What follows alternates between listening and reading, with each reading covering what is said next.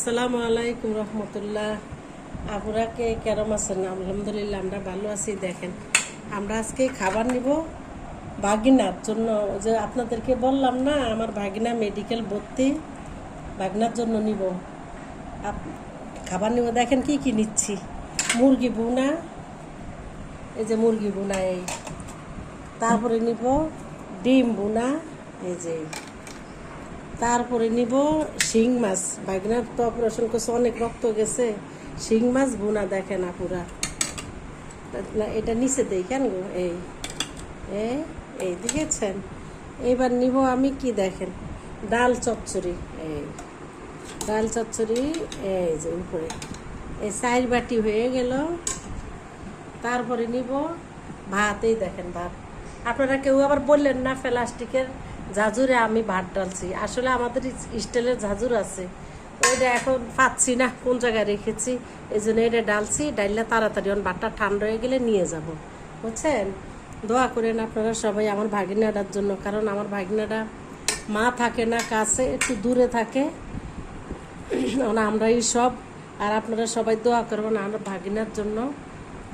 আমার ভাগিনাটার জন্য আল্লাহ তাড়াতাড়ি সুস্থ করে দেয়। এই বাটিটা বাঁকা হইস, ভাগনাটার জন্য আল্লাহ সুস্থ করে দেয়। আপনারা সবাই দোয়া করবেন আমার ভাগনাটার জন্য। আর ভাগনাটার মা থাকে একটু দূরে, মা কাছে থাকে না। আর আমার ভাগনাটা একটু অসুস্থ, সবসময়ই থাকে। আপনারা সবাই দোয়া করবেন ভাগনার জন্য, ঠিক আছে। তারপরে নিব হলো গিয়ে আমি লবণ। লবণ কোথায়? এই যে দোয়া করবেন সবাই আমার ভাগনার জন্য। তারপরে আপনারা সবাই দোয়া করবেন আর ভাগনাটার জন্য। এই ছোটোবেলা থেকে ভাগনাটা একটার পরে একটা অসুখ লাগেই থাকে, বুঝতে পারছেন। আপুরা দোয়া করেন আল্লাহ যেন একটু সুস্থ করে দেয় আমার ভাগনাটারে। ওর মা তো একটু দূরে আছে, মাটা শুধু কান্নাকাটি করে। ওর মারে আল্লাহ ধৈর্য দেওয়ার তৌফিক দেব। আপনারা একটু দোয়া করবেন। বিসমিল্লাহ, যে বাটির করে ভাত নিব আপুরা, যে বিসমিল্লাহ 2 বেলার ভাত নিব।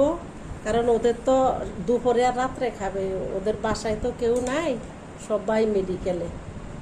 দেখছেন আপুরা ভাইয়ারা, দেখেন। এই কেউ আবার হাসাহাসি করেন না প্লিজ। আমার স্টিলের ঝুড়িটা কই জানি পাচ্ছি না, এই তার জন্য এটাই করে ভাত ডালছি। দেখেন প্লাস্টিকের ঝুড়ি, বুদ্ধি শিখে দিছি আপু আপনার করে।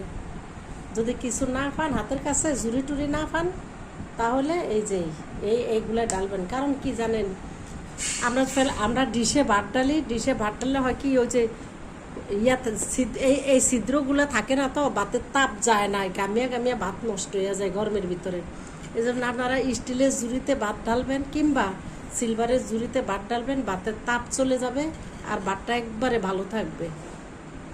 এই যে দেখছেন আপনারা ভাইয়ারা,